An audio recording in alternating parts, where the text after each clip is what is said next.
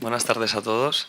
Estamos en la penúltima sesión del ciclo East Coast West Coast que organizamos desde la Asociación Arquitectos para la Arquitectura, una asociación de arquitectos basada en Barcelona, que este año venimos organizando conferencias en nuestra ciudad, en Barcelona, y este año decidimos abrir el ciclo a Portugal porque pensamos que hay muchas cosas en común, ¿no? Bajo el pretexto, disculpad que hable en castellano, la gente de Barcelona hablará en castellano y los portugueses hablarán en portugués. La cosa era que bajo el pretexto East Coast, West Coast, veíamos ciertas afinidades que han venido siendo históricas, es decir, desde los años 70 y 80, la relación entre estudios portugueses y estudios barceloneses ha sido muy fructífera. Nos parecía que además desde la instalación de los premios FAT a nivel ibérico, a la cual se pueden presentar estudios de toda la península ibérica, esta relación se ha acentuado y tan solo queríamos ponerla de manifiesto a través de unas conferencias. En cada conversación del ciclo hay un invitado de fuera, es decir, en Barcelona hay un invitado portugués que comparte mesa con dos estudios catalanes, y aquí traemos un estudio catalán que comparte mesa con dos estudios portugueses. En la sesión de hoy hemos traído al estudio DataE de Barcelona y, como supongo conoceréis, de Portugal está el estudio DEPA, Departamento de Arquitectura, y el estudio de Ricardo Carballo y Joana Villena. El tema que he elegido, que es cirugía, viene a hablar un poco de las pequeñas intervenciones que se pueden hacer en edificios existentes para cambiar un uso que a priori puede haber quedado obsoleto, fuera de lugar, y que la arquitectura consigue darle una nueva vida con pequeñas actuaciones. Para moderar la conferencia he invitado a Moisés Puente, que es arquitecto, editor, hace poco ha montado su propia editorial, Puente Editores, y aparte ha sido editor y es de la revista 2G de Gustavo Gili, de reconocida trayectoria desde hace muchos años. Sin más, os paso a Moisés, que presentará a los equipos, y espero que disfrutéis de la jornada. Gracias. Buenas tardes y disculpad también que no hable portugués. Bueno, a mí me toca simplemente ahora presentar a los tres equipos. Irán por orden Porto, Barcelona, Lisboa. El estudio de PA es el más joven de los tres y empezará con esto. Es un estudio fundado en 2009 en Oporto e integrado por Carlos Perdona si los nombres no los pronuncio bien. Acevedo, Luis Obral, Joao Crisóstomo, Margarita Leitao, Miguel Santos y Sara Pontes. Aquí tenemos a Carlos, a Luis y a Joao. Bueno, aparte han ganado para hacer conexiones con España, han ganado un concurso en Jaén, la Fundación, Museo Santiago Ibáñez, que yo no tenía ni idea de quién es este señor, en la provincia de Jaén, y son bastante conocidos por la Casa de Cultura de Piñel, con el que han recibido pues, premios un premio de museográfico de la Asociación Portuguesa de Museos y una mención de honor para el mejor museo portugués de 2016, aparte de ser finalista de los premios FAT de Barcelona. Después vendrá DataE. DataE es un estudio de Barcelona que está ahora integrado por un arquitecto y un ingeniero, que es una cosa bastante inusual, un ingeniero industrial. El arquitecto es Claudi Aguiló, es industrial, ¿no? Claudi Aguiló, y el ingeniero es Albert Domingo, que no está aquí. Y hasta el 2009 había otro socio que se llama Martí Sant, que ya no está. Claudi Aguiló es arquitecto por no sé si la conocéis, es la escuela un poco sucursal, que en principio nació como sucursal de Barcelona, que ahora tiene un orgullo propio inmenso, porque les han dado un Pritzker a unos alumnos suyos. Y ha dado conferencias en diversas universidades, en diversos centros. Ha sido profesor en universidades de España, Suecia, Bélgica, Noruega y Estados Unidos. Y invitado en la Academia de Baukunst en Ámsterdam, en UMEA, que está en Suecia, y en Rural Studio, entre otras cosas, aparte de Sin Lucas en Bruselas. University of Chicago. Aquí he puesto muchas cosas. Su obra ha recibido varios premios, sobre todo destacar 2 obras que ha hecho con el estudio H Arquitectas, no sé si los conocéis, pero bueno, es un estudio importante de Barcelona, y con ellos ha hecho 2 edificios, uno que es el ICTA, que es un edificio de laboratorios y aulas para la Universidad Autónoma de Barcelona, y otro es una residencia de estudiantes de la Escuela de Arquitectura del Vallès, esa sucursal que se le ponen los pelos de punta cada vez que lo digo. Y también ha recibido ya solo un premio por el parque en Sant Pere de Ribes, que es un pueblo cerca de Barcelona. Y finalmente el personaje local, bueno, solo viene uno de los dos, Ricardo Carballo, del estudio Ricardo Carballo y Joana Vilena, ¿se pronuncia? Sí, ¿no?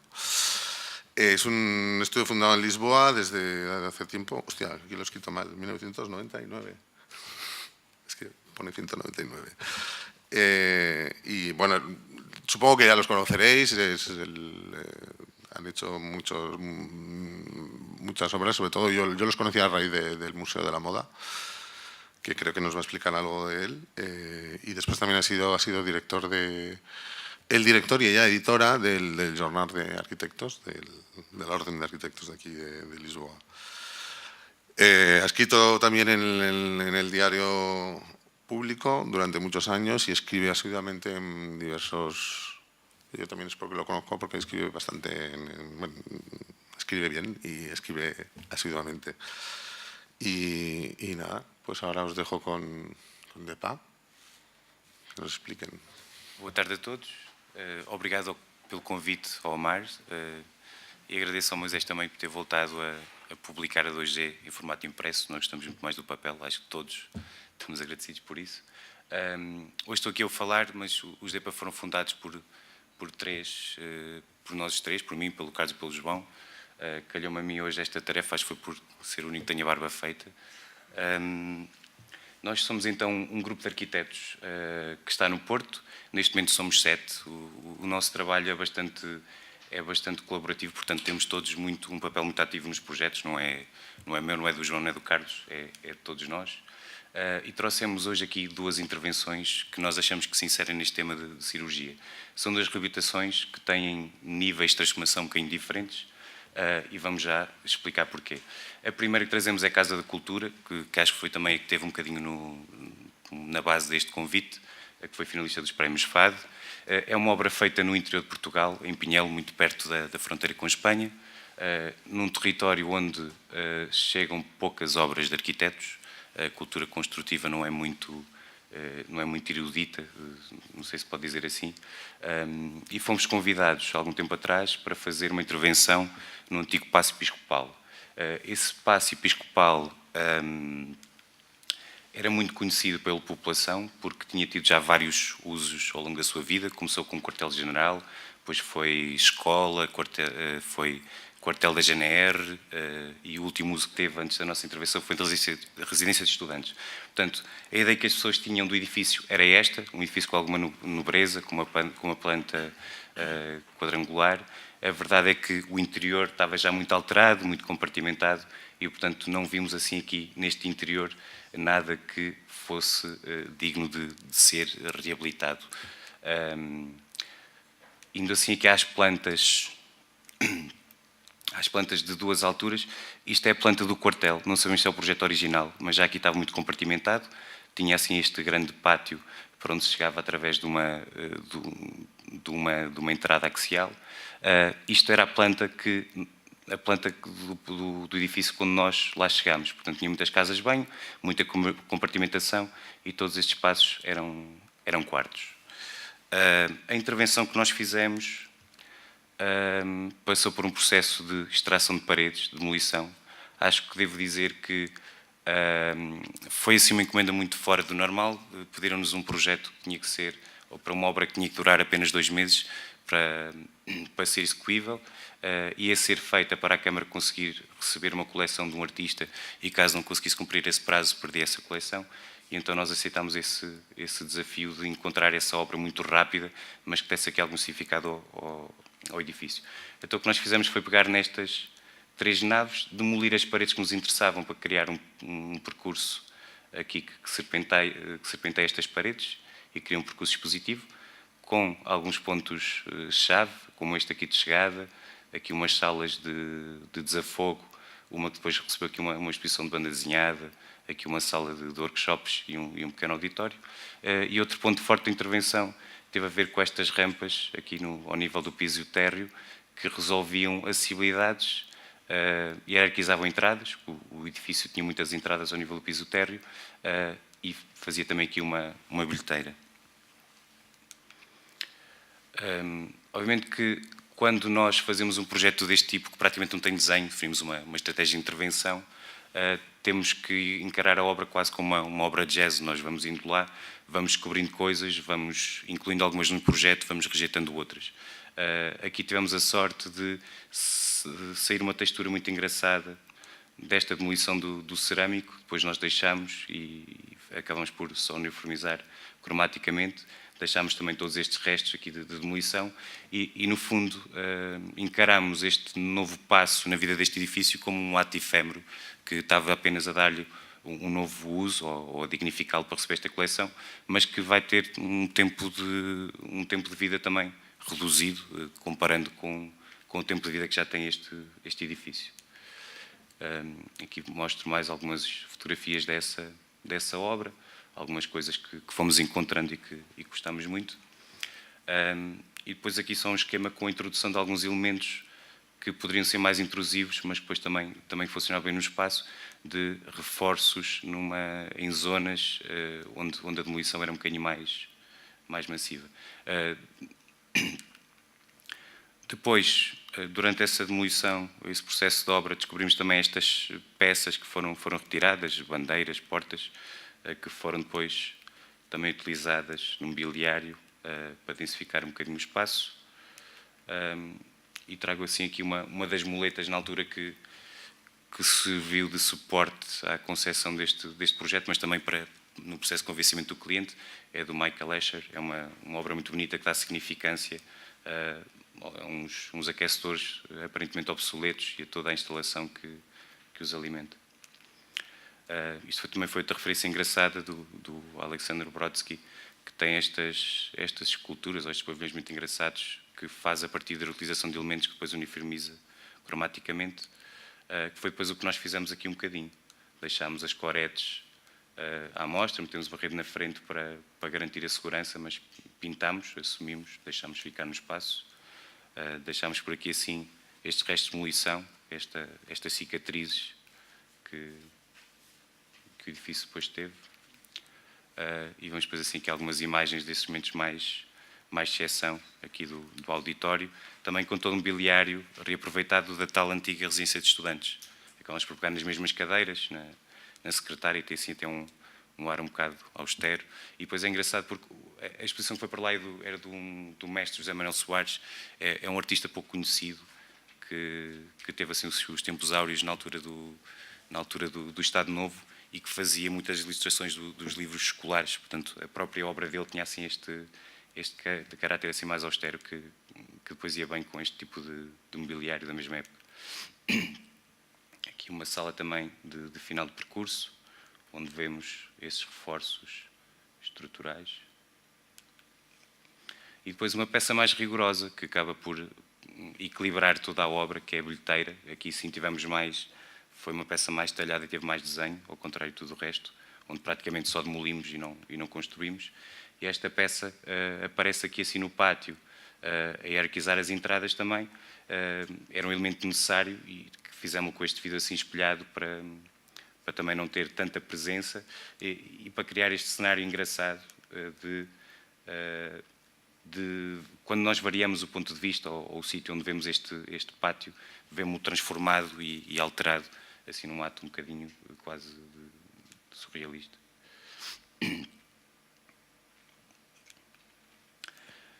Depois desta intervenção, que foi só ao nível do piso 1, fomos convidados de novo pela Câmara para fazer a intervenção no piso térreo. Eles já devem ter achado piada à forma que nós arranjamos e fazer processos rápidos, e apesar de aparentemente terem mais tempo, voltaram a repetir a fórmula, chamaram-nos outra vez em cima do tempo, outra vez com 2 meses para fazer o projeto, para fazer a obra, e portanto temos que arranjar aqui também uma estratégia muito rápida. O que distinguia este espaço, ou este nível do edifício do outro, é que não estava tão compartimentado. Era neste piso que estava, por exemplo, aqui o refeitório, aqui a cozinha industrial, havia assim aqui uma sala também ampla que servia para uns ensaios de uma banda filarmónica e, portanto, não havia paredes. Aqui, pela necessidade de implantarmos o novo programa, que era para museu municipal, criámos umas paredes metálicas, transparentes, que serpenteiam aqui pelo edifício, que nos permitem criar assim aqui percursos expositivos ao longo desta planta, mas também sem quebrar a leitura do edifício, que nós achávamos que era essencial aqui. Portanto, depois, durante a obra, fizemos algo muito semelhante ao que tínhamos feito anteriormente, limpámos todo o espaço, introduzimos estas peças lá pelo meio, que foram feitas também com um material muito barato, com malha solo, malha toda soldada, usada na construção.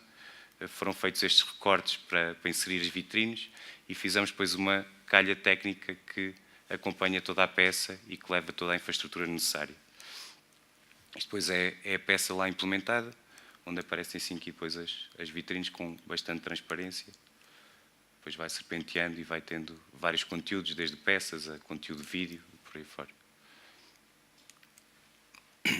Aqui é engraçada esta fotografia, onde vemos ali um voo de fantasma. Portanto, a presença dela, apesar de ser muita, permite a leitura do edifício. Nós podemos dizer que é arrogante que chegue para querer estar exposta, mas também é generosa que chegue para deixar ali o edifício e para receber bem a exposição. Trago outro projeto, ou trazemos aqui outro projeto também, este no Porto, com outro programa. É a reabilitação de uma pequena casa no Porto. É um tipo de intervenção que vai sendo muito comum nesta altura.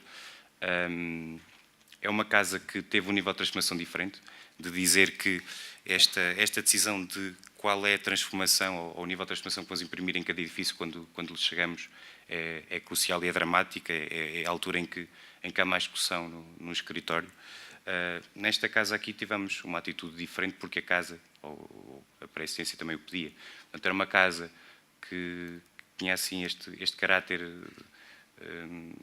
assim doméstico muito engraçado, é uma casa que tinha alguma piada. Nós optámos por fazer uma recuperação quase integral de tudo o que lá estava, com algumas exceções. Portanto, isto depois é o resultado final da fachada. De dizer que esta casa estava toda desocupada do piso térreo para cima. No piso térreo morava uma senhora já há 60 anos, a Dona Albina, que continuou por lá. Portanto, nós fizemos esta obra toda com uma inquilina que continua a viver por lá. E os pisos de cima foram reabilitados para acolher mais uns pequenos apartamentos que são arrendados para turismo, portanto, para alojamento temporário, e também a casa de um casal.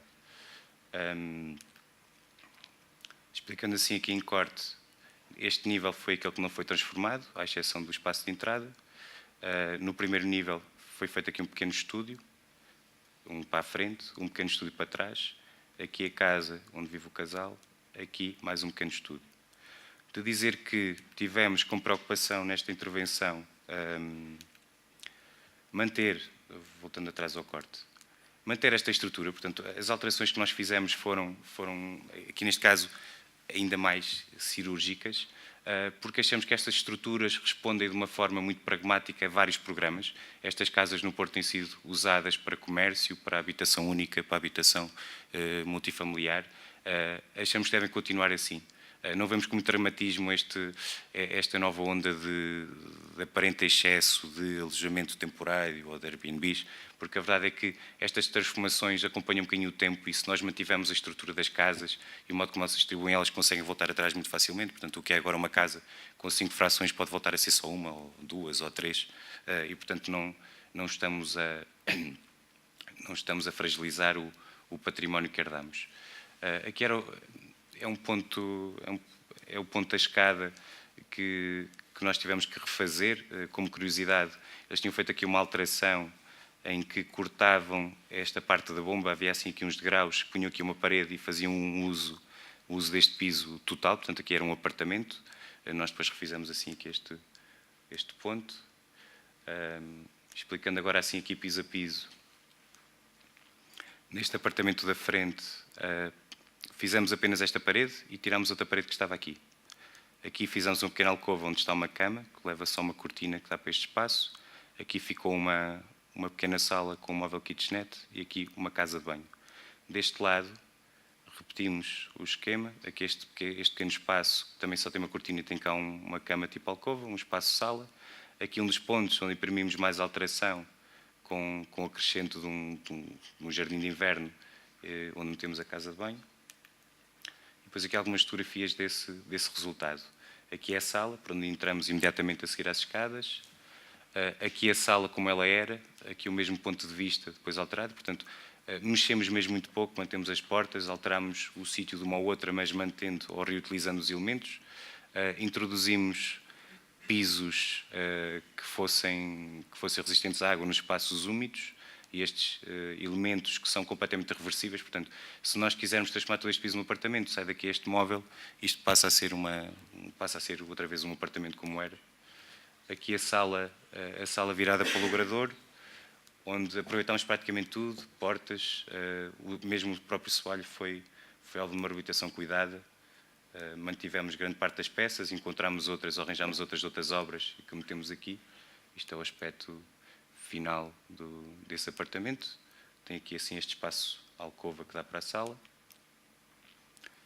Aqui também um espaço cozinha com o mesmo detalhe no tratamento do espaço úmido. O mesmo tratamento que demos a este aumento do jardim de inverno. Chegando ao piso de cima, repetimos o mesmo esquema de distribuição. Para a frente, um apartamento mantendo sala, com uma pequena kitchenette aqui com uma casa de banho. A única coisa que fizemos neste apartamento, para além da reabilitação da estrutura existente, foi esta parede, aqui. Deste lado, o outro apartamento, que tem aqui um jardim de inverno com uma dimensão superior à do piso inferior, a casa de banho, a parte da sala e uma escada que leva depois para o quarto. Isto aqui é o quarto deste apartamento.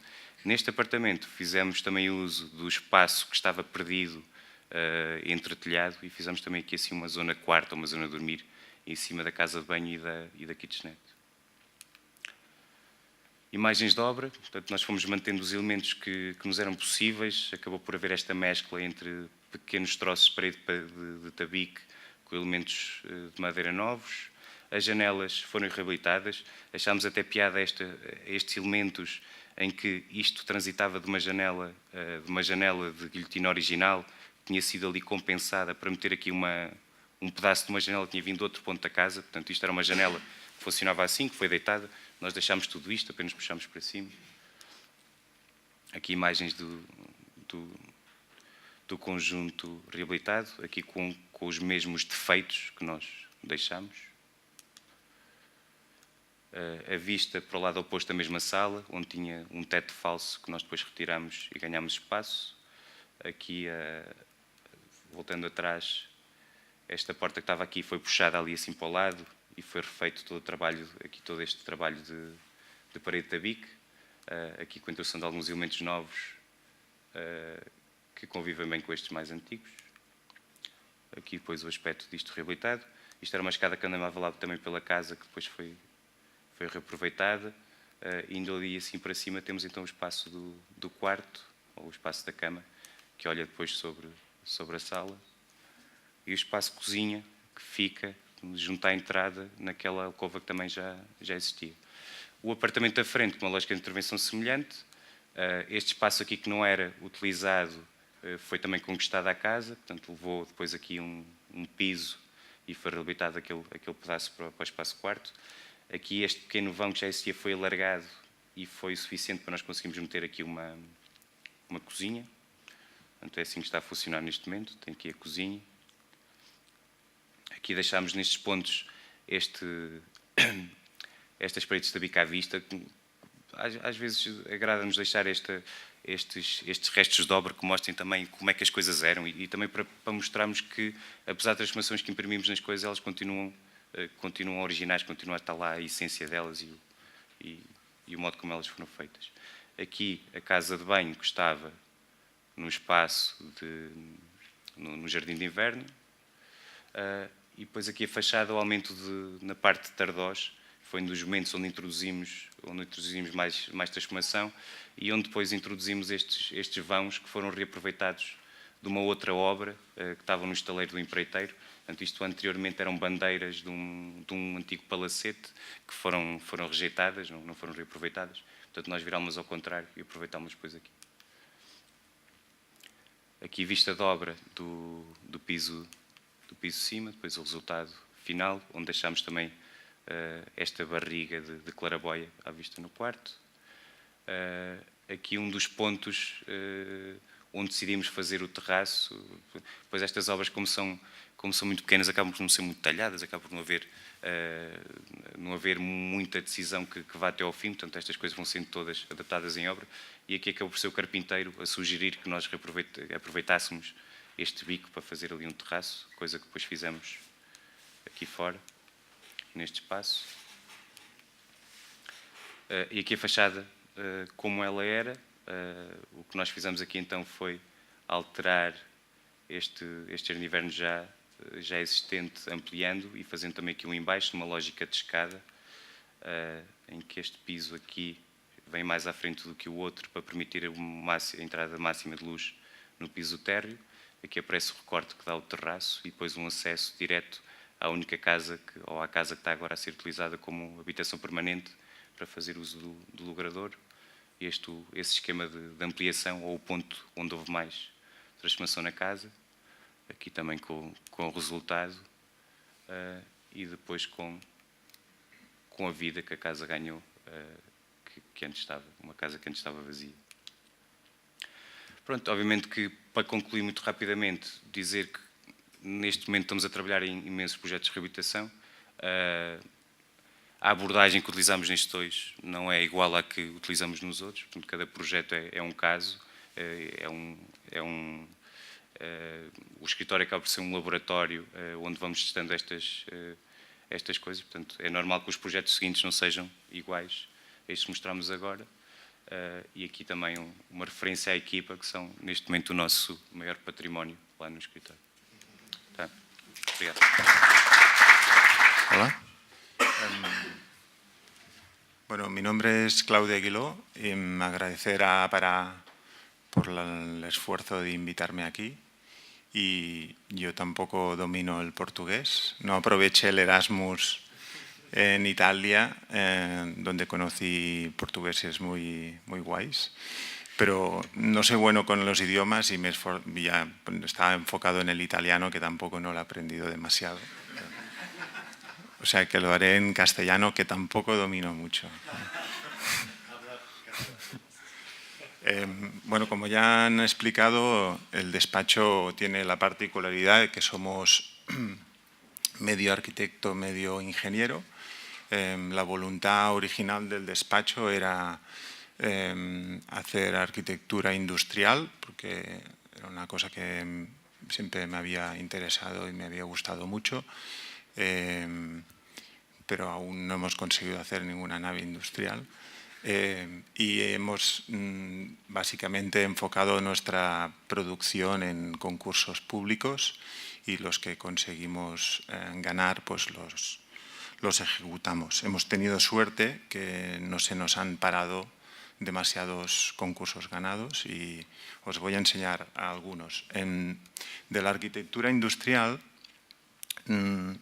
se nos ha quedado un interés, digamos, por la técnica, por una cierta transparencia de la constructividad de la arquitectura, de una condición, digamos, de trabajo sistemático, que también ha hecho que yo personalmente pues, me enfocara a enseñar en universidades desde departamentos de tecnología.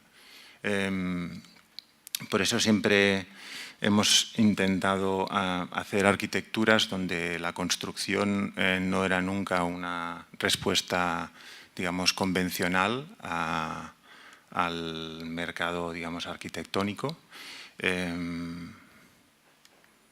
y siempre intentamos que tanto el proceso proyectual, donde hemos colaborado con bastantes arquitectos, como las condiciones del proceso arquitectónico, o sea, de los sistemas constructivos que escogemos, acaben determinando, afectando al resultado arquitectónico final.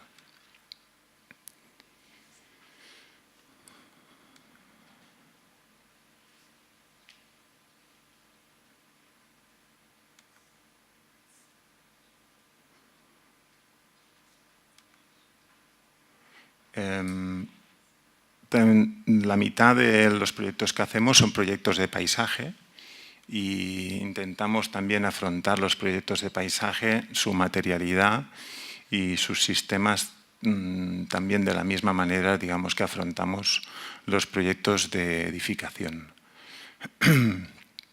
Este es un proyecto de paisaje. Esto es el solar del museo diseñado por Domènech i Muntaner en Barcelona, el Hospital de Sant Pau, 1901. Esta es la fotografía desde el hospital a la Sagrada Familia en construcción en el eje de 45 grados que él decidió, digamos. Hay un poco de literatura respecto a eso. Uno dicen que era por manía a Sardá.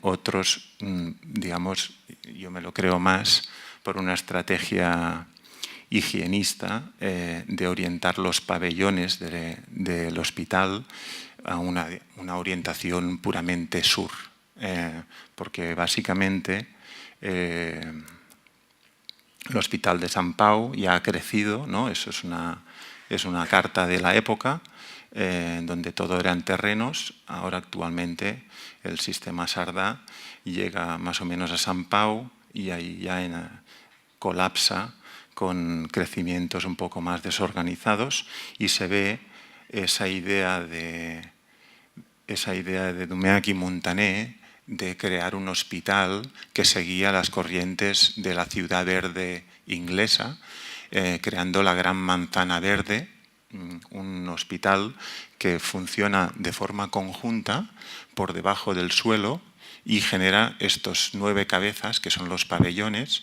donde básicamente lo que buscaba era una relación de salubridad con aire limpio y sol.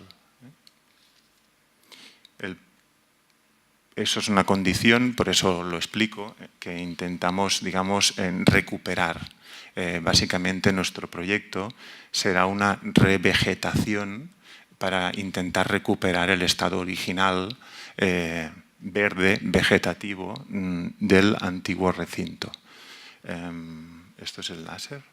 Y esto es el nuevo hospital que se ha hecho para convertir este recinto de aquí, el recinto antiguo, en un edificio museo, pero que a la vez tiene un uso, está en actividad, es visitable por los turistas, pero esto es un centro de convenciones y estos son diferentes edificios donde hay empresas sin lucro de interés internacional. Por lo tanto, hay una mezcla de gente que está por ahí visitando, tirando fotos, con gente que trabaja cada día, que llega en bicicleta, que aparca la bicicleta al lado del trabajo, etc. Esto sería una foto de archivo, una foto antigua, donde se veía esta rambla central. Y el proyecto que hicimos, que fue un concurso, es un proyecto muy conservador, con las condiciones compositivas del proyecto, pero cambia algunas cosas, sobre todo cambia el pavimento, la forma del pavimento, porque reconoce esa nueva condición, digamos, peatonal, sin coches, ese cambio de uso a un recinto totalmente pacificado respecto a un hospital donde estaba lleno de ambulancias. Bueno, esto es para decir que la gran decisión del proyecto fue escoger el material del pavimento, fue escoger un material, una surrenca, un material muy blando, muy delicado. Normalmente no se usa en espacio público porque es demasiado blando, pero era para exagerar esa condición de recinto cerrado, por lo tanto de jardín delicado, con un cuidado específico que normalmente el espacio público no puede tener, ¿no? Una piedra que se gasta, que se rompe, pero la rotura después se vuelve redonda y se reconocen, digamos, como si fueran las calles de Roma un poco, ¿no? Donde acepta bien el tiempo. Una granítica rota nunca queda bien, digamos, ¿no? Después la decisión de escoger los tipos de junta, de estucos, y esto es un dibujo de Monique Montané de cómo hacía los tejados, todos los dibujos de las cerámicas y los colores, donde planteaban estos patterns muy rígidos, muy modernos, geométricos, pero hacía una mezcla entre lo mineral y lo vegetal con motivos vegetales. Usamos esto para interpretar cómo dialogar con toda la arquitectura modernista, planteando una forma que se generara a partir de la intensidad de uso de los pavimentos, más que por geometrías que podrían generar cierta distorsión con las formas modernistas, ¿no? En la Rambla reconocemos la parte peatonal, una pieza pequeña para dejar pasar los coches de mantenimiento y, por lo tanto, mantenemos la simetría y mantenemos las formas originales, así como las mismas especies de árboles. Algunos árboles son originales y destacamos las formas modernistas respecto a esta pauta horizontal de piezas, donde más o menos el sistema siempre es el mismo, pero coge formas diferentes porque se reprograma cada vez dependiendo de los accidentes de elementos existentes que se va encontrando. Por lo tanto, cada jardín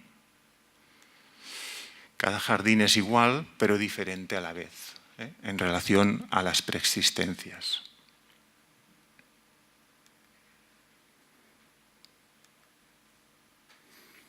Este es el sistema constructivo de las juntas que se van difuminando cuando ya no hay necesidad de pavimento, ¿no? De accesibilidad.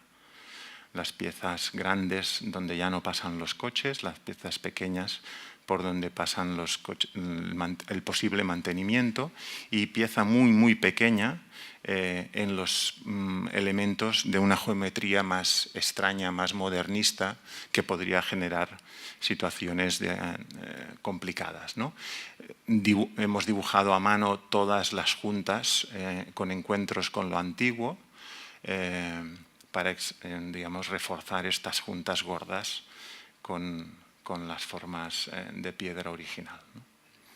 Ahora esto está ya mucho más crecido, es más peludo, más desordenado.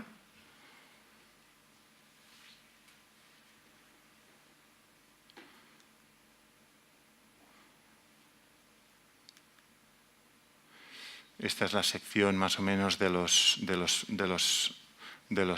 jardines, donde se pedía una plataforma exterior que permitía un acceso accesible, cumpliendo normativa a los pabellones, y para que cada, digamos, entidad, corporación pudiera salir afuera, comer, hacer un picnic, hacer una reunión, etc.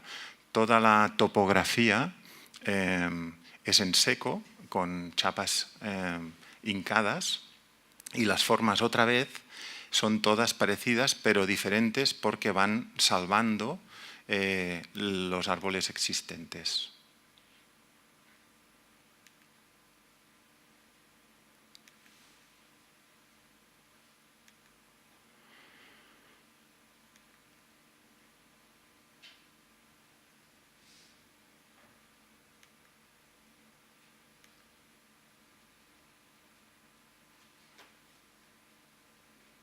Bueno, esto es una putada que hicimos al fotógrafo para intentar explicar lo que cambia y lo que no cambia respecto al original, ¿no? Otro tema del despacho que nos obsesiona bastante es pensar en términos de Albert Cuchy, un profesor de la escuela, que tenemos que ser conscientes que aquellos materiales, aquellos sistemas constructivos que escogemos siempre generan un paisaje, siempre generan un paisaje en consecuencia. Si usamos materiales fósiles, generamos un paisaje fósil. Si usamos el acero de forma desproporcionada, generamos este tipo de paisajes y este tipo de situaciones sociales. Si usamos, ya lo sé, piedra, generamos este tipo de paisaje. Pero a veces se tiene que usar, digamos, ¿no? En un sitio pues, de carácter monumental, pues la durabilidad es una condición, ¿no? Y eso también ha caracterizado siempre el tipo de arquitectura que hemos hecho, intentando buscar materialidades alternativas o de menor huella ecológica, ¿no? En este caso es un proyecto en donde, por temas patrimoniales, estuvimos trabajando estucos de cal original con un árido seleccionado basáltico. Se lavaba sin planchar y la tonalidad, digamos, es solo la diferencia de la cantidad de árido que se coloca, ¿no? Esto es la intervención dentro. Y esto es la fachada exterior. Esto es una casita para un padre y un hijo en Sants.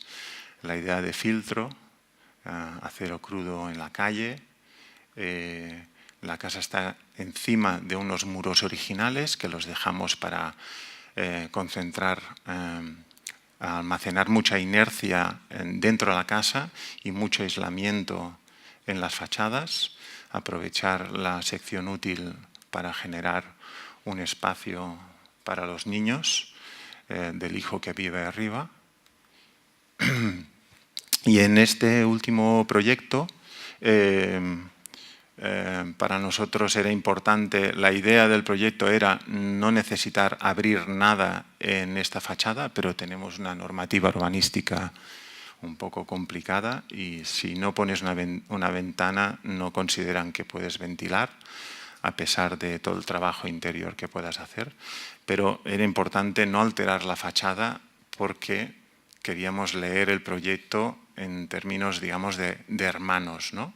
Hermanos de sangre y ver un poco lo que iba pasando con el tiempo, ¿no? Pero que no destrozar, ¿no? este diálogo. El proyecto intenta no hacer ninguna alteración estructural y generar dentro del espacio este envolvente antiguo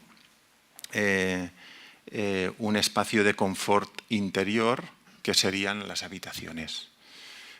Eso permite cortar longitudinalmente el forjado para generar esta fachada interior y este espacio, digamos, de confort y poder ver, destacar toda esta arquitectura rústica, ¿no? Gorda y toda su expresividad, ¿no? Este es el corte longitudinal que ordena todos los huecos que se han hecho y también es el espacio de comunicación, ¿no? Eso obliga a un ejercicio un poco de diseño de esta escalera que no estábamos demasiado acostumbrados a dibujar con un lápiz tan fino, pero ha sido divertido, ¿no?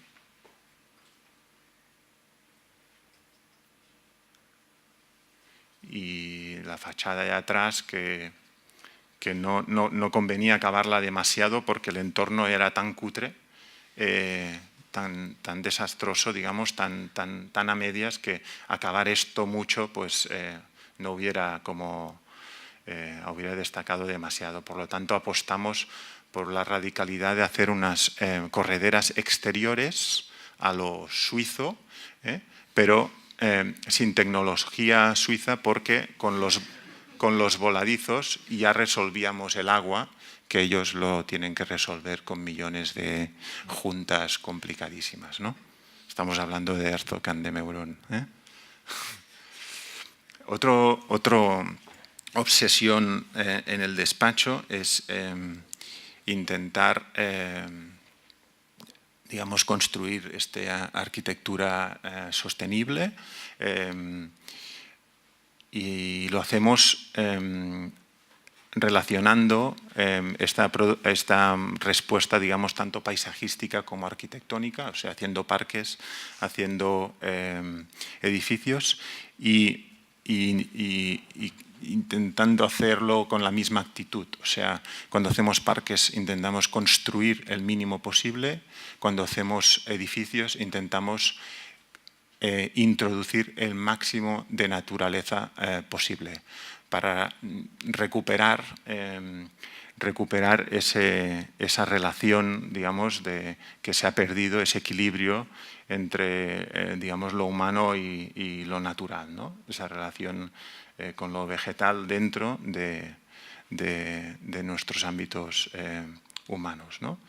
En este caso era subiendo una montaña, pues intentar dejar la mínima huella posible.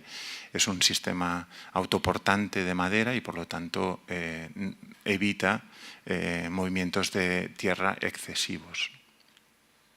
Tampoco llega hasta arriba de todo, por lo tanto deja un punto la naturaleza, digamos, tranquila, sin barandillas, etc.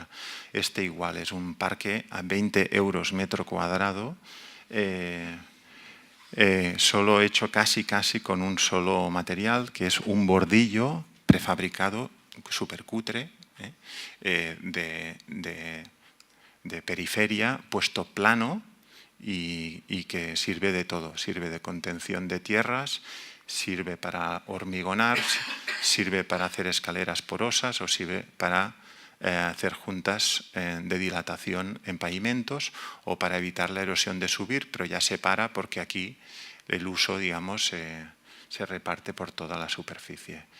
Caminos porosos, pero controlando la junta y manteniendo accesibilidad, o casi como señales, señalítica por donde el bosque original, ¿no? En caso de la arquitectura, pues lo mismo, ¿no? Intentar usar lo vegetal como sistema constructivo. En este caso es una fachada, es control solar, aparte de muchas otras cosas, digamos, ¿no? Pero en verano está a tope y en invierno pierde todo, es pura captación y conseguimos ventanas de arriba abajo, sin barandilla y una magia determinada, ¿no?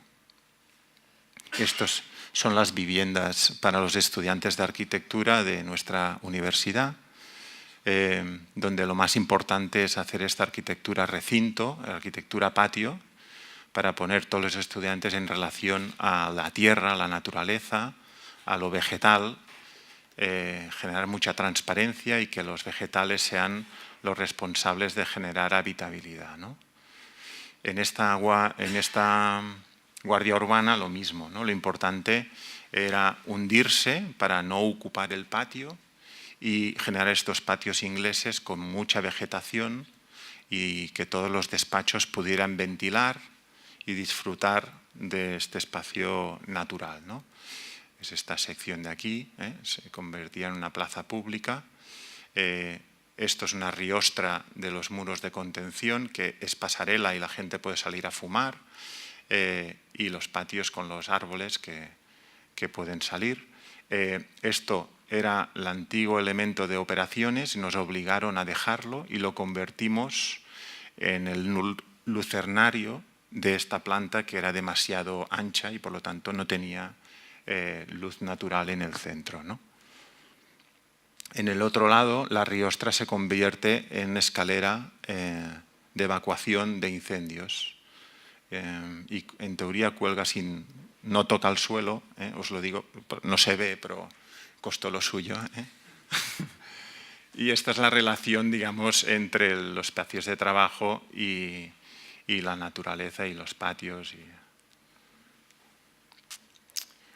Y ya, digamos, para acabar, en algunos proyectos hemos conseguido superar esta condición, digamos, del uso de la naturaleza más o menos ornamental, aunque en algún caso también está trabajando, para intentar pensar la arquitectura ya como un ser vivo. O sea, que la arquitectura sea capaz de intercambiar materia, energía e información con el exterior, por lo tanto, reaccionar, leer y decidir lo que le conviene, por lo tanto, ser adaptable, o sea, no ser roca, sino ser organismo, ¿no?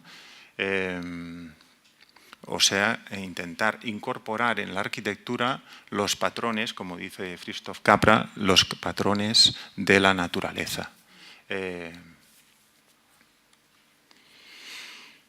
En este edificio de estudiantes, el concurso original planteaba un espacio de intercambio, un espacio invernadero a lo Lacaton y Basal, digamos, para mejorar el comportamiento energético y, por lo tanto, que el edificio pudiera tener un certificado energético Minergie, que normalmente se consigue con maquinaria y con presupuesto, pero aquí lo conseguíamos como un elemento de arquitectura, que además permitía que este espacio pudiera usarse todo el año como un espacio creativo para hacer maquetas, para estar allá todo el año.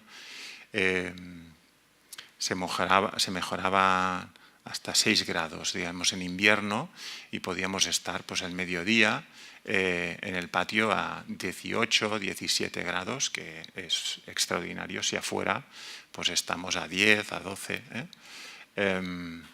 Pero esto lo tenía que pagar la universidad y al final, pues por problemas de la crisis, no se tiró adelante y no se consiguió, y por lo tanto al final la vegetación que se ha puesto es una vegetación mediterránea capaz de aguantar el sol y el frío, ¿no? Pero sí que lo conseguimos conjuntamente con los H arquitectos. Estos dos edificios están hechos en colaboración.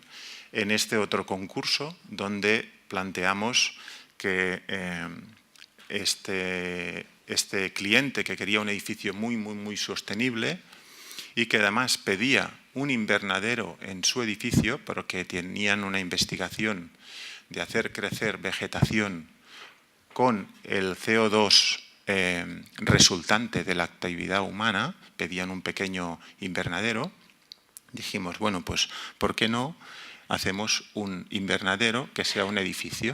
Y por lo tanto generamos esta fachada muy adaptable, con un software, una técnica muy sencilla, porque es de invernadero, ventanas de 40 metros de largo con un solo motor, hace ruido atractor, ¿no?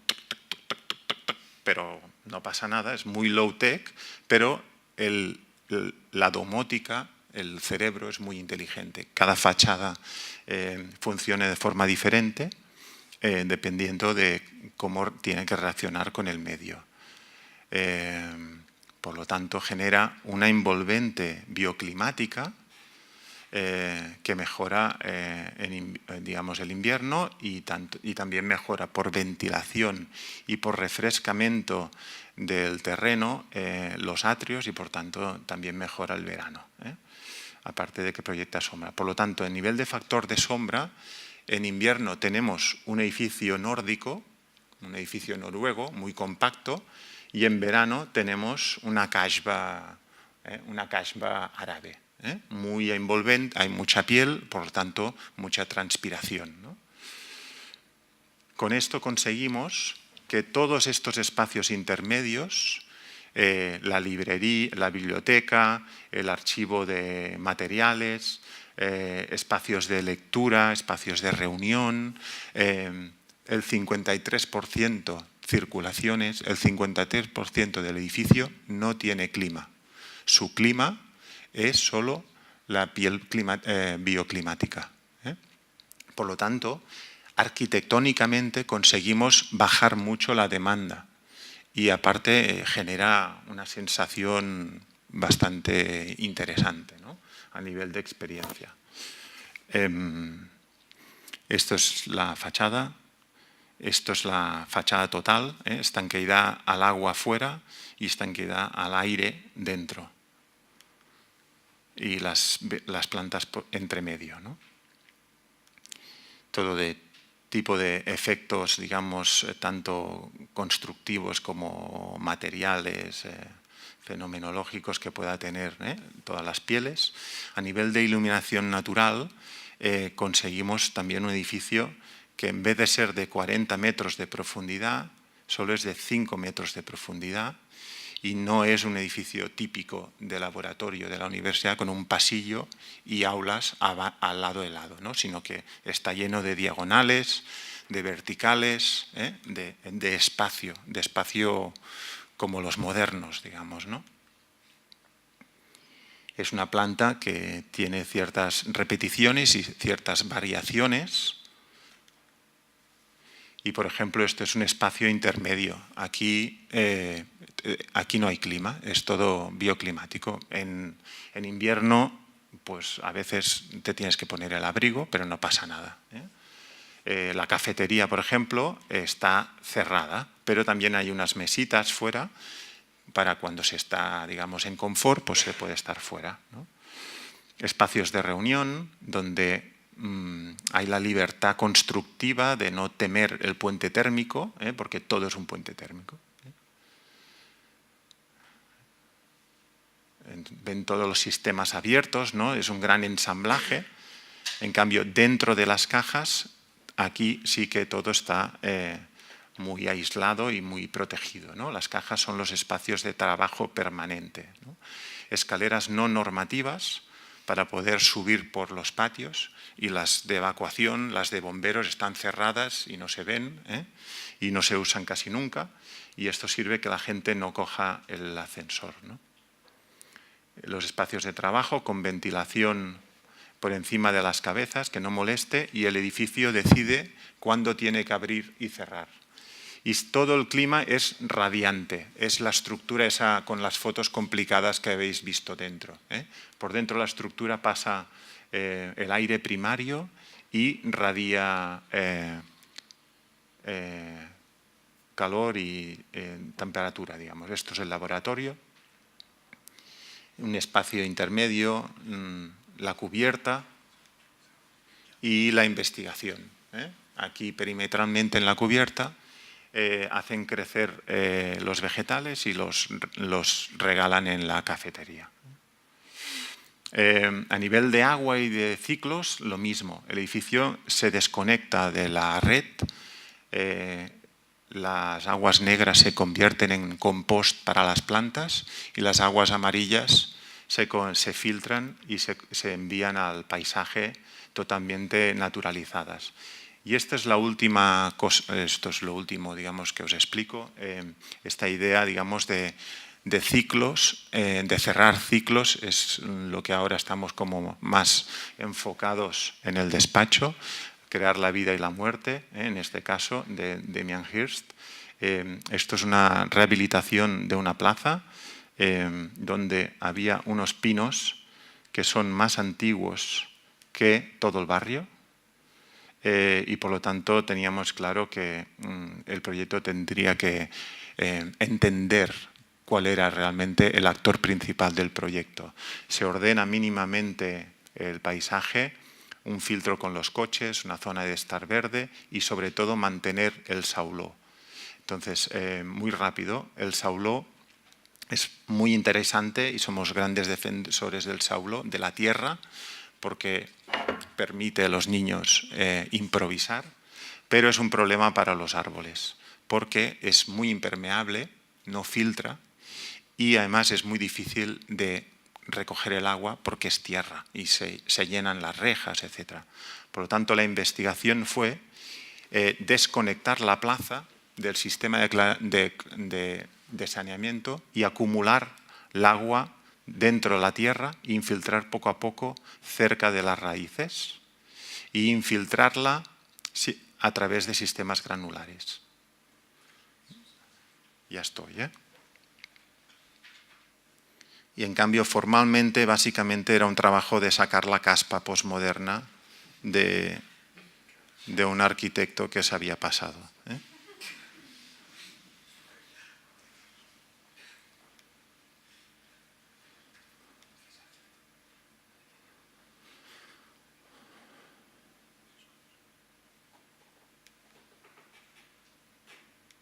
Estos son estos elementos que drenan a través de una grava que hay aquí. Si no drena suficiente, se llena de agua un poco, y si esa agua es demasiada, entonces entra dentro de la reja, se acumula aquí abajo y se van con unas cajas, digamos, de plástico cerca de las raíces de los árboles.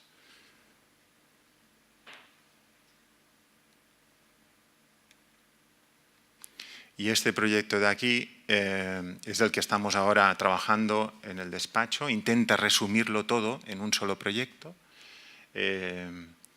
Espacios con construcciones diferentes dependiendo del uso, inercia, aislamiento, mucha vegetación, con unos clientes muy complicados pero muy ambiciosos. Es un coworking en Poblenou, reciclando muchas cosas de la nave existente.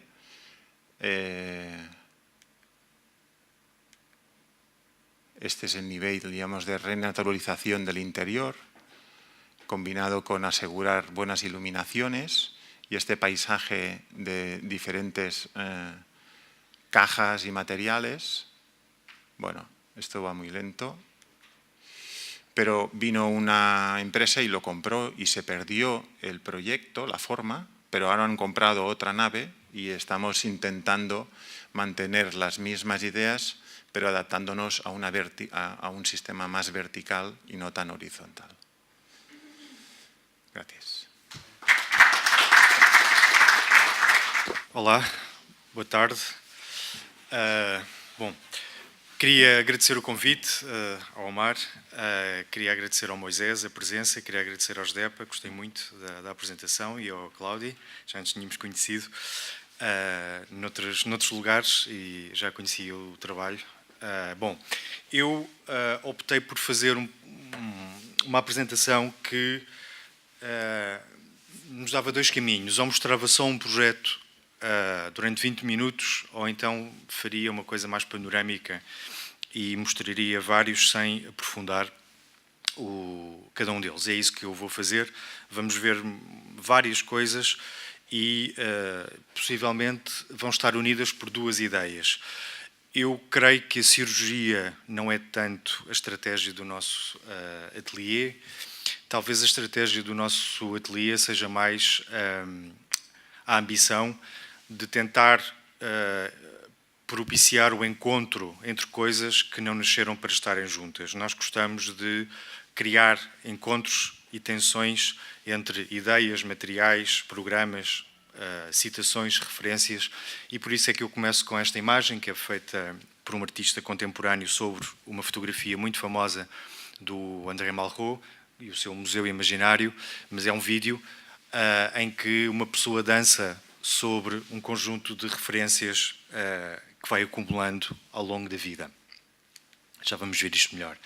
E esta imagem que recentemente mostro sempre, cada vez que tenho a oportunidade de falar do meu trabalho, que é o ateliê do Richard Serra, em Nova Iorque, nos anos 60, e eu gosto especialmente desta imagem porque não é possível perceber o que é matéria-prima, o que é arte, o que é a arquitetura que a suporta, porque, na verdade, é um pouco de tudo, ao mesmo tempo. E é esse caminho que eu queria trazer-vos hoje, a ideia da matéria-prima. O nosso ateliê teve sempre a oportunidade de intervir em artefactos e edifícios que já existem. Não tivemos muitas oportunidades de construir ex novo, de raiz, e, portanto, a matéria-prima que nós pudemos encontrar foi a própria arquitetura. E, portanto, foi com a própria arquitetura que aprendemos um campo de liberdade, que é transformá-la sem nenhum preconceito. Nenhum preconceito sobre património, nenhum preconceito sobre tempos, nenhum preconceito sobre justaposição. Vou passar rapidamente, isto é um pequeníssimo projeto que na verdade nem nunca foi concluído, foi só a primeira fase no norte de Portugal, no Douro, em que nos pediram um hotel numa propriedade que tem o tamanho da própria aldeia e que tem uma coisa extraordinária que é uma casa erudita, paladiana, em contraste com todo um sistema de arquitetura produtiva, obviamente bastante mais frágil e com outro tipo de matéria e espaço. E, portanto, o nosso trabalho foi ir à procura de uma ideia e utilizar essa matéria, isto é a planta, utilizar esta matéria à procura de uma ideia que era criar uma singularidade possível num lugar onde ideias sobre património são muito conservadoras e muito difíceis de contrariar. Este projeto esteve 10 anos no nosso ateliê e, portanto, foi um longo caminho até conseguirmos chegar a uma ideia que perseguíamos, que era conseguir voltar a introduzir com a arquitetura contemporânea uma ideia de tempo capaz de emocionar as pessoas e dar-lhes uma razão também para se lembrarem daquele lugar e, obviamente, dar-lhes uma razão para se relacionarem com aquele lugar de uma forma que não é a típica ou tradicional reabilitação, processo que, aliás, não nos interessa particularmente. E, portanto, através daquela imagem de Bath, fomos à procura de uma ideia de espaço que era inundar uma ruína, colocar água dentro de paredes e propiciar uma ideia de espaço com água e com céu.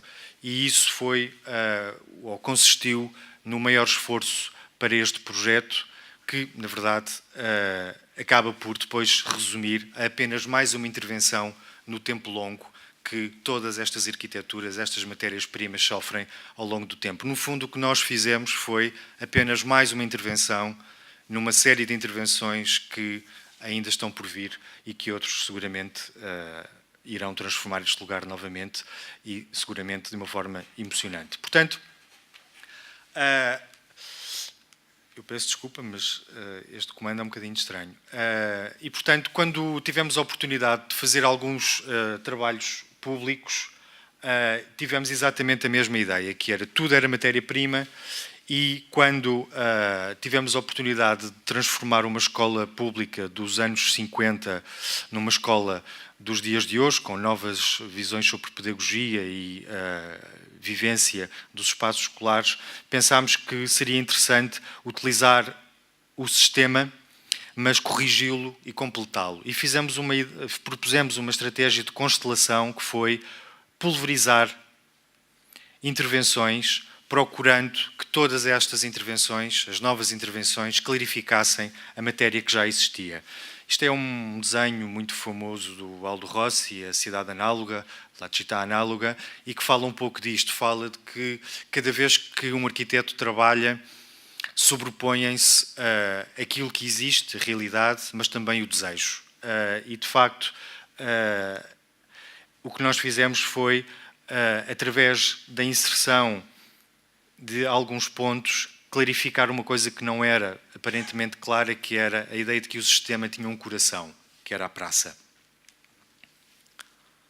E, portanto, todo o processo que eu não vou explicar foi sempre a desenhar o vazio.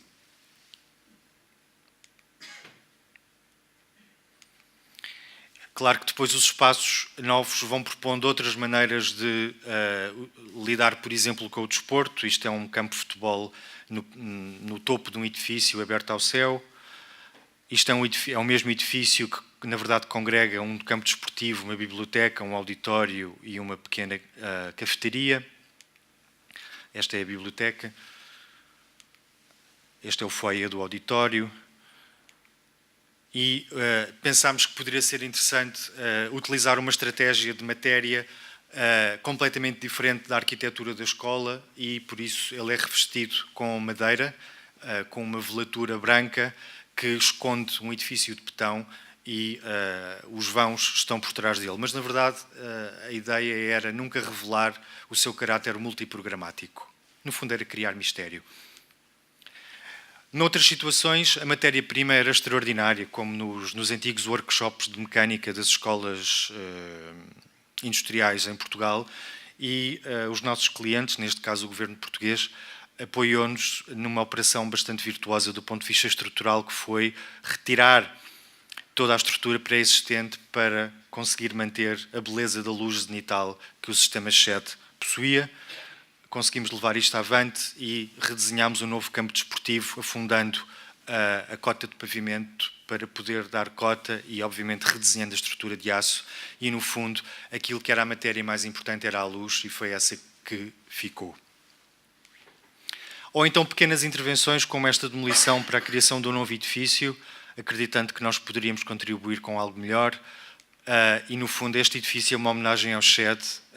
Ele vai mimetizar o outro sistema, mas, ao mesmo tempo, sendo parecido, é diferente e alberga um conjunto de salas de aula. E depois outras intervenções, estas sim de cirurgia, que são rompimento e conexão visual entre as partes, neste caso cidade e escola, e a criação de uma lógia que, no fundo, dignifica e cria interesse sobre aquilo que é o mundo da escola. A escola é uma pequena cidade e, portanto, aqui é um jogo de espelhos entre a cidade e a cidade-escola. Noutra escola que tivemos a oportunidade de fazer, na verdade pouco tempo depois, a matéria era completamente diferente. Era uma matéria precária e, portanto, tivemos que ir à procura de uma outra estratégia. E essa veio de coisas de que gostamos muito, como este sistema cluster da Universidade Livre de Berlim, do Candilis, Josik e Woods, este trio de arquitetos que inventaram um sistema de complexidade urbana feita de pátios e de volumes para desenhar um sistema público e que pensámos poder cruzar com um edifício que na verdade é muito próximo do nosso, fica a escassos quilómetros, que é o Convento da Arrábida, que funciona exatamente da mesma maneira. Um volume, um espaço, adição ao longo do tempo, criação de complexidade e, obviamente, uma capacidade de gerar emoção absolutamente singular.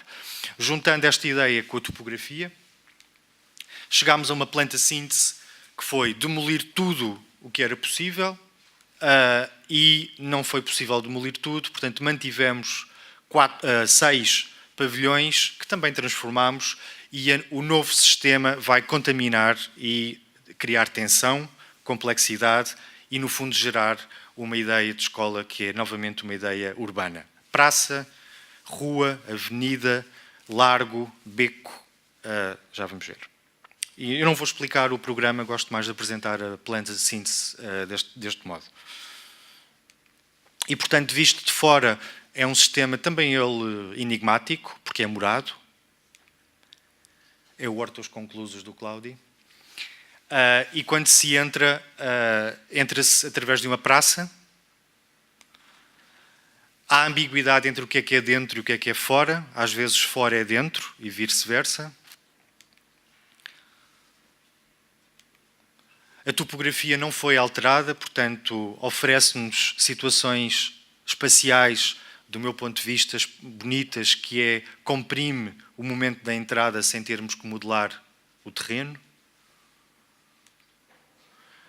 Trabalho sobre a luz. Trabalho sobre a matéria, a rua interior, com os mesmos bancos que há no exterior. Um caráter palaciano, ou seja, um volume, um espaço que vimos no Convento da Arrábida e também na Universidade Livre, em que a cada volume corresponde a um espaço e, portanto, este é a peça central do sistema, é a sua espinha dorsal, a que o Hermann Hertzberger chamava de Learning Street, e a Learning Street é um longo espaço com 8 metros de pé direito, com 2 vistas para a Serra da Arrábida nos seus topos. Espaços de convívio mais pequenos, portanto, ruas interiores. Espaços onde as janelas mostram as árvores, as copas das árvores. Complexidade, ou seja, a matéria transformada e a matéria nova. A matéria transformada, com grande liberdade, abrimos vãos e fechamos outros. A biblioteca nova, também com um banco por fora. A zona de auditório e escritórios para uma ordem de professores distrital que se reúnem semanalmente para discutir os assuntos do distrito. Um pátio, a pensar um pouco na Gulbenkian, mas nunca conseguiríamos fazer tão bem. E a ideia do convento da Arrábida, no interior desse pátio, em que os professores podem encontrar o seu momento de introspeção. Bom, isto foi a primeira parte. Depois veio a crise, não pudemos ambicionar a continuar a trabalhar nesta escala e tivemos a sorte de sobreviver e de poder trabalhar noutra escala e com outros clientes. Esta é uma casa que começou em 2015 e vai entrar em obra daqui a 15 dias, para um jovem casal com 2 filhos. É uma casa em Oeiras, perto de Lisboa, com uma relação difícil com a topografia. A casa é aqui, num vale. Este é o terreno, portanto, absoluta banalidade nas suas premissas iniciais e um terreno com um declive difícil. Portanto, a matéria-prima aqui era exatamente a criação da contenção de terras. Foi esse o início do trabalho e que originou esta planta, que é uma planta desenhada a partir de um duplo sistema.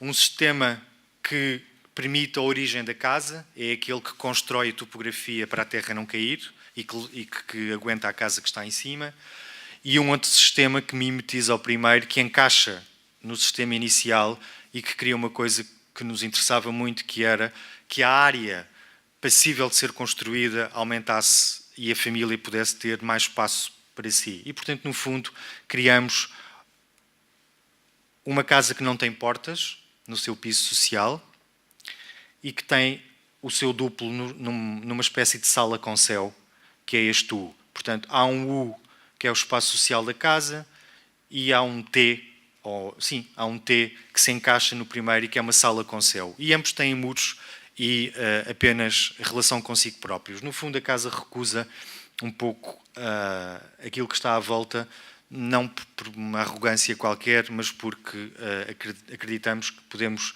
gerar espaços melhores. A entrada faz-se por um pátio, sobe-se umas escadas e todo o piso social da casa não tem uma única porta e é completamente fluido a várias cotas. E depois de lado, sem querer explicar demasiado, há uma plataforma com uma piscina e com um muro de contenção e um pequeno espaço para o nosso cliente que coleciona vinhos e que aí os poderá ter. E, portanto, para verem o dramatismo topográfico de que estamos a falar, a origem da casa é um muro que tem uma sapata que custa mais do que a estrutura da própria casa e a cota da rua está bastante abaixo. Portanto, é uma casa que se constrói a partir da matéria-prima muro.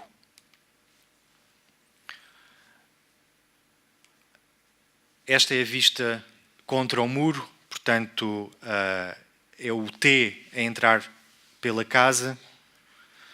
Há aqui uma peça pendurada que é um banho e há aqui uma janela que permite a ligação com a água e que é do espaço afundado da sala. E isto são desenhos que nós produzimos para mostrar aos nossos clientes com outro tipo de imaginário que não aquele tradicional, em que se mostra a ideia de quando isto tudo abre, tudo isto é uma sala. Ou seja, novamente, dentro e fora, ou fora e dentro, são coisas ambíguas quando desenhamos arquitetura.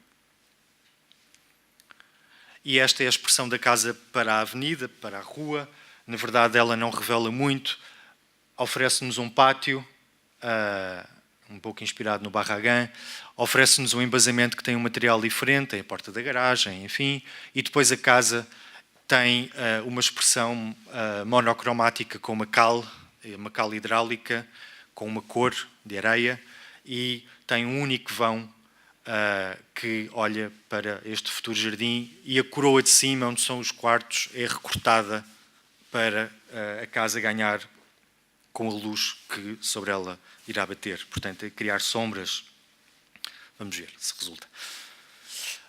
Ao mesmo tempo que tudo isto acontecia, tivemos a sorte de termos alguns clientes que pela primeira vez se aproximaram de nós para construir edifícios de habitação coletiva em Lisboa, um tipo de encomenda que para nós era completamente desconhecida. Este cliente é muito jovem, tem 30 anos e, portanto, estava completamente disponível para connosco trabalhar numa forma diferente de atuar.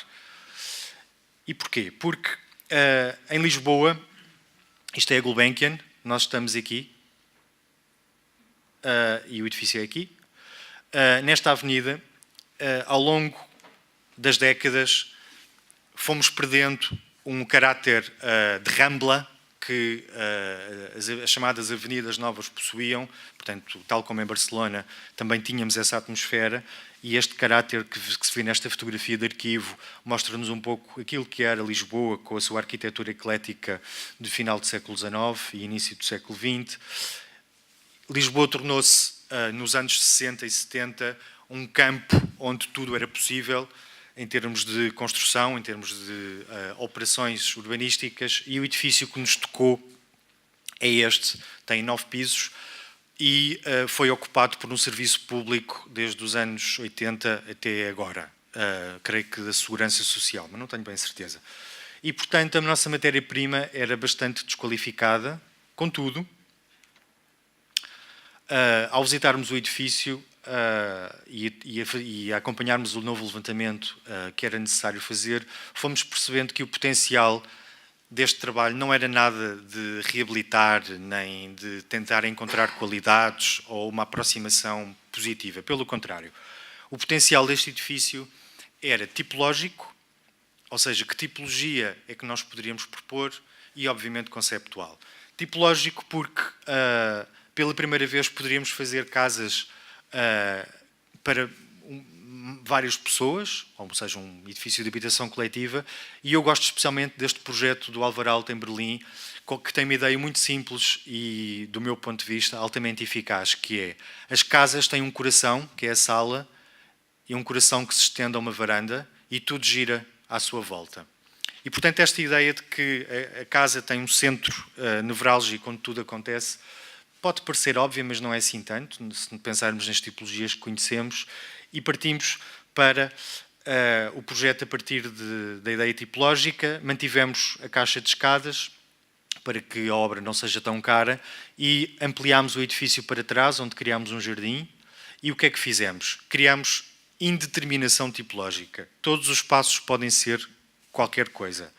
Isto pode ser uma varanda, podem ser 3 quartos, isto pode ser a sala, isto pode ser um quarto ou um escritório, e a cozinha foi diminuída ao mínimo para não ter o impacto de cozinha, para ela própria poder ser qualquer coisa. E lançámos uma grande varanda no meio do sistema, um pouco como contraponto a este espaço, para poder fruir a belíssima luz que, sobretudo nos pisos mais altos, aqui pode acontecer. É claro que a matéria-prima nos remete imediatamente para a dupla de artistas que sobre ela trabalhou. Os Bercher são uma referência incrível, e pensámos que poderíamos contribuir também nós com esta ideia de ossatura. E, portanto, esventrámos o edifício ao seu limite. No fundo, ficou uma espécie de maison dominó do Corbusier, mas em versão especulação imobiliária. A partir daqui, com a aprovação do nosso cliente, que gostou desta hipótese de trabalho, começámos a criar alguns layers, obviamente térmicos, vidro, caixilharia, que no fundo não vão diminuir o impacto expressivo do betão descascado, e a madeira, estamos agora neste momento a trabalhar sobre estes detalhes, a madeira vai ter uma cor aproximada ao betão. Portanto, o edifício vai ser monocromático. A madeira também ela vai trabalhar como se já tivesse tempo. O projeto já foi aprovado pela Câmara de Lisboa e estamos neste momento a meio do projeto de execução. As caixilharias são suíças. Atrás, ainda era pior. Um dos grandes temas lisboetas é a impermeabilização dos quarteirões. Nós já tínhamos garagem, não tivemos que a fazer, e tínhamos alguns problemas de alinhamentos urbanos, além da própria desqualificação do conjunto. E, portanto, o que propusemos foi voltar a dar alguma permeabilidade, rompemos a garagem em alguns pontos para escoamento de águas, fizemos uma piscina de usufruto desta fração e lançámos 3 peças que vão à procura dos alinhamentos laterais e que desenham a varanda, que é o coração do sistema. Lá atrás fica tudo em betão, conforme o edifício original. E aqui é um sistema capoto com uma pintura cinza.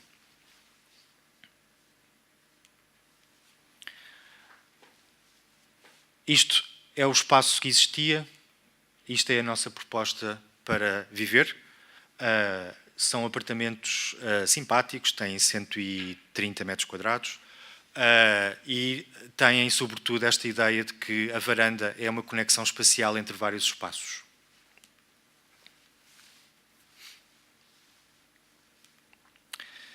E, por último, um projeto que foi muito importante para nós, está no nosso ateliê há 4 anos, quase, e vai começar a ser construído daqui a 3 semanas. O concurso da empreitada já acabou e é um projeto para um edifício que eu conheço bem. É um edifício que originalmente foi uma fábrica, aqui. Portanto, para quem não é de Lisboa, estamos a falar da Frente Ribeirinha do Tejo, a Praça do Comércio é deste lado, isto é o Mercado da Ribeira, Praça Dom Luís, Santos, creio que já se localizaram. E, portanto, este aterro, o chamado Aterro da Boa Vista, é todo um sistema fascinante e artificial. Era industrial, na sua gênese, e esta era uma antiga fábrica de malha-sol. Depois foi um armazém de cartão e, mais tarde, um polo universitário da Universidade Autónoma de Lisboa, onde funcionou o curso de Arquitetura. O edifício foi vendido e, no processo de seleção, nós tivemos a sorte de este conjunto de promotores gostar da nossa proposta e fomos nós que fizemos o projeto. Isto é o plano do arquiteto Carrilho da Graça para a Boa Vista e o edifício está aqui.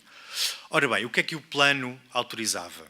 Que o edifício fosse ampliado e, uma coisa importante, que novos espaços semipúblicos fossem gerados em torno de si. E, portanto, o potencial do edifício transformou-se por completo e nós trabalhámos exatamente com essa ideia de futuro. Para quem não tem uma ideia, a nova sede da EDP dos Aires Mateus é aqui. E, portanto, o edifício é este, é uma longa lombriga que está neste estado.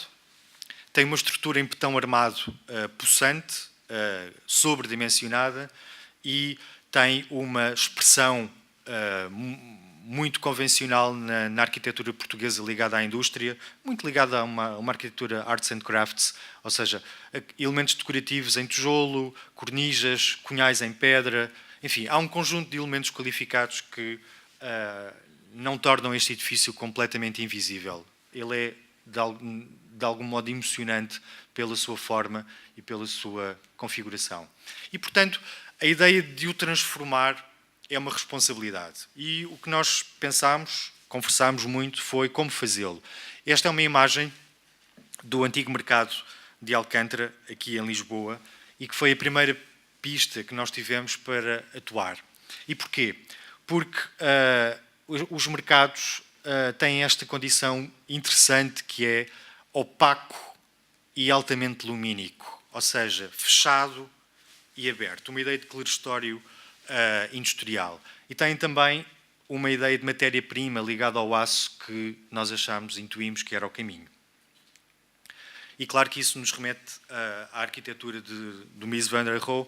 Isto é o Federal Center de Chicago, o Post Office de Chicago, e é um edifício que lida com a repetição de um elemento de aço que nós fomos novamente estudar. Já vão ver porquê. E aqui a terceira referência, também já vamos ver porquê, é a ideia, também ela irónica, de repetir nunca é repetir, que é uma frase do arquiteto Cisa, e nós queríamos fazer isso. A ideia de repetir sem repetir. Repetir uma matriz industrial sem ser uma arquitetura pós-moderna ou de citação historicista. E esta peça da Rachel Whitehead, que se chama Untitled Plinth, tem exatamente a ver com isso, tem a ver com é o plinth do plinto. Isto foi um primeiro esquiço que nós fizemos do projeto, que foi lidar com a absoluta leveza que pousa em cima do peso.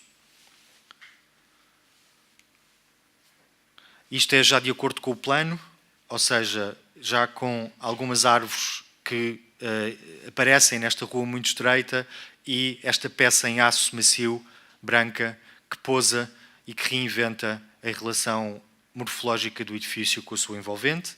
São esquiços, repito, nós não fizemos maquetes deste projeto. Não era possível com esta estratégia.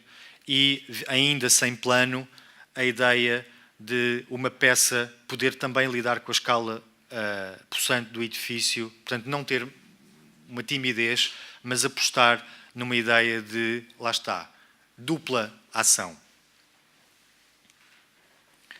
Claro que depois vem a realidade, e a realidade tem incêndios e bombeiros e estruturas, e, portanto, essa leveza radical conduz-nos ao mise e à ideia do tímpano, à ideia do que é opaco e o que é não opaco, o que é uma guarda, como é que é o favo, e tudo isso foi feito quase em protótipo. Estamos a falar, nós vamos construir esta peça que tem 1 centímetro de espessura. 1.3, para ser mais específico. E tipologicamente, o que é que nós fizemos? Gerámos um vazio, um pátio, para que todo o sistema ventile, e mantivemos a estratégia de corredor do lado opaco, não era possível ser de outro modo, e eu não vou explicar-vos as tipologias, não temos tempo, mas a ideia foi máxima variação tipológica à procura de casas que sejam diferentes daquelas que habitualmente podemos ter. Portanto, há um pouco de tudo. Lofts, estúdios, casas grandes, casas pequenas, casas com 2 quartos, casas sem quartos e por aí fora. Só para explicar, a entrada, no piso 0 há um conjunto de espaços de habitação com 2 pisos, e depois nos pisos superiores esse sistema altera-se um pouco. E, portanto, outra coisa que pensámos ser possível fazer era reinventar a relação do edifício com a paisagem. Sabemos que este edifício aqui vai ser desenhado pelo arquiteto chileno Alejandro Aravena. Este edifício é dos arquitetos Aires Mateus, e sabemos que este enfiamento visual nunca vai ser interrompido. E, portanto, propusemos a criação de um espaço de terraço que tem tijolo no seu pavimento.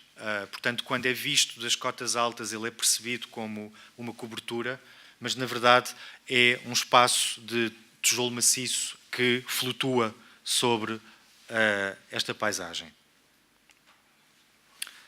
A intervenção no edifício não é menos leve.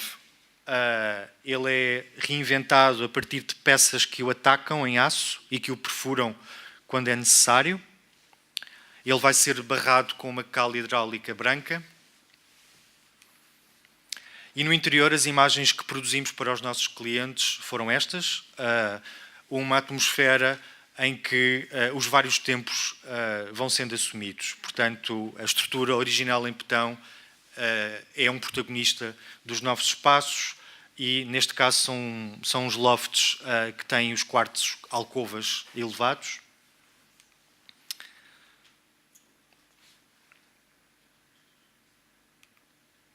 E trouxe-vos então umas imagens finais de uma espécie de antevisão de obra de um apartamento que eu gosto muito, que é a Casa Pátio. Entramos aqui e há um pátio que, no fundo, remete para um modo de viver que não é desconhecido em Lisboa, que é uma relação visual entre rua e interior da casa, e que nos dá esta expressão. São apartamentos com pés direitos muito generosos, de 4,80 m, e com uma relação com o pátio e com a rua. Este é o pátio. E esta é a última imagem. É uma espécie de antevisão de um processo que, se tudo correr bem, começará dentro de muito pouco tempo. Obrigado. Muchas gracias a los tres por las presentaciones. En el fondo, mi papel aquí,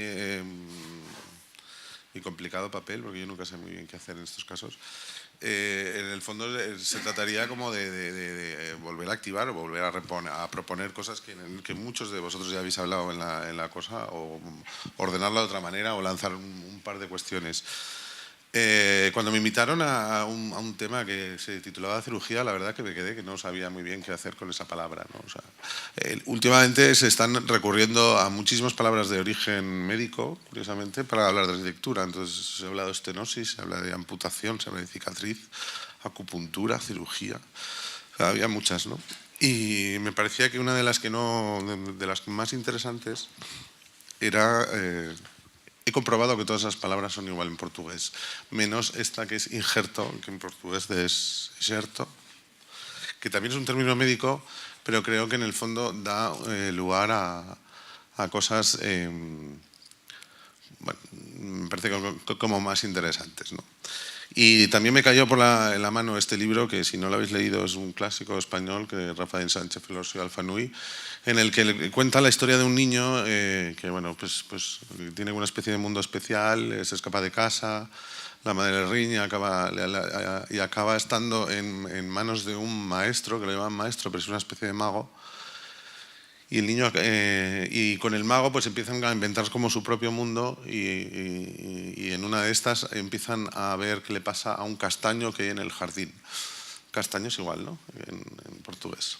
Entonces al castaño, que estaba como el pobre triste, le empiezan como a inyectar líquidos inyectar, no injertar. Inyectar líquidos y entonces las hojas empiezan a ser de colores.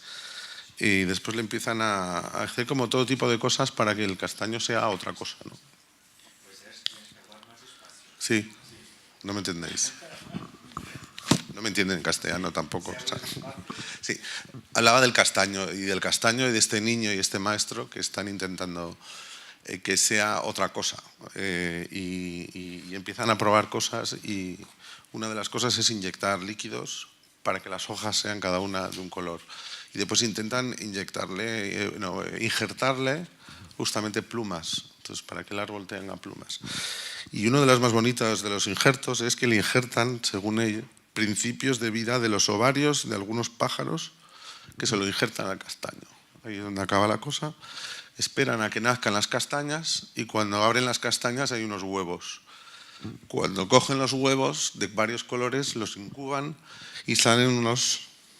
Eso es lo que sale de todo esto. A ver, ¿dónde estaba esto? De repente salen... bueno, en el fondo salen unos pájaros con simetría vegetal. Espera, que aquí hay una cita. Sí. Y salen todos estos pájaros de esos huevos, ¿no? Todas las formas de su cuerpo eran planas como el papel y tenía plumas de hojas. Espero que lo entendéis.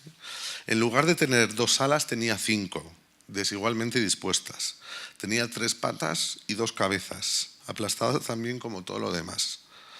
Alfanui y su maestro comprendieron que aquel pájaro había nacido con simetría vegetal y no estaban, por tanto, determinados ni por el número ni por el orden de cada parte de su cuerpo, como en un árbol no está determinado el número ni el orden de las ramas. Al final hay una bandada de pájaros vegetales con cabezas y alas que al final acaban viviendo en el castaño porque en el fondo es como su padre. Y me gustaría que toda esta cosa, estos términos más médicos de los que hemos hablado hasta ahora, que son cirugía o acupuntura, yo creo que en el fondo se tendría que convertir en esta cosa de que todas estas intervenciones en lo que se hace den lugar a cosas pero como muy distintas, ¿no?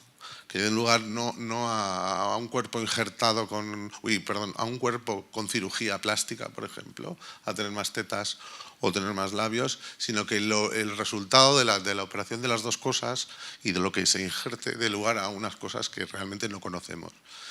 Y eso es un poco, yo creo que aquí Ricardo sí que lo ha tocado en parte, pues lo ha tocado también a partir de Aldo Rossi, de qué es, digamos, qué es lo que queremos hacer cuando nos encontramos con otra cosa. Porque yo creo que también a partir de la crisis económica ha habido un abuso de ciertas intervenciones sobre el patrimonio que creo que el culpable, pobrecitos, ellos no tienen la culpa, parten de la Catón Basal y establecen una especie de cliché. Y creo que en el fondo es una manera bastante pobre de intervenir en el patrimonio que se ha convertido en España y en Portugal está lleno de todas estas cosas que en el fondo lo único que hacen es desvelar pequeñas historias materiales o el abuso de los muros encalados de antiguos, o sea, yo no sé. Y la pregunta que va a los arquitectos aquí es ¿qué es esto nuevo que se puede ofrecer a partir de las intervenciones, ¿no? Que este nuevo monstruo, en el fondo yo creo que este castaño no es un árbol, deja de ser un árbol y es un monstruo. A mí me interesa ese lado más monstruoso de la intervención de la arquitectura, más que como una cosa quirúrgica y aséptica de cuidar o cuidar como de una manera como muy poco comprometida los edificios, ¿no? O hasta dónde llega ese extremo cuidado, qué es el patrimonio, porque al final el patrimonio acaba siendo un azulejo del año 45. O sea, no sé si un azulejo del año 45 puede llegar a ser patrimonio o a dónde cortamos en toda esta historia, ¿no? Y sobre todo dónde está esa nueva creación, ese nuevo monstruo, que yo creo que es lo que hacia lo que habría que tender con las intervenciones sobre cosas hechas, ¿no?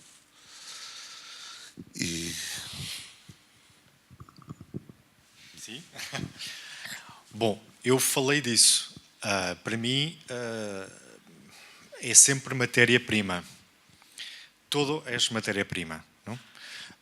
Património em si é um conceito que não me interessa porque nós comprovamos no nosso ateliê que os processos podem ser completamente manipulados por falsas noções de património. Por exemplo, um painel de azulejos de 1945 está a acontecer connosco neste momento, eu não mostrei. E, portanto, o enfoque tem que ser um enfoque em que temos que continuar a acreditar que o nosso tempo também tem alguma coisa a acrescentar ao tempo longo dos edifícios. E outros virão e acrescentarão outras coisas. A ideia de património, como a nossa cultura desenvolveu, tornou-se seletiva. Eu diria, por vezes, manipuladora do ponto de vista histórico e interessa-me muito mais a sobreposição, a contaminação. Foi isso que eu tentei mostrar. Portanto, se não for matéria de trabalho, estamos em muito maus lençóis, nós arquitetos. Seguimos por ordem? Sim, tentando responder, depois você. Há pouco tempo. Ok.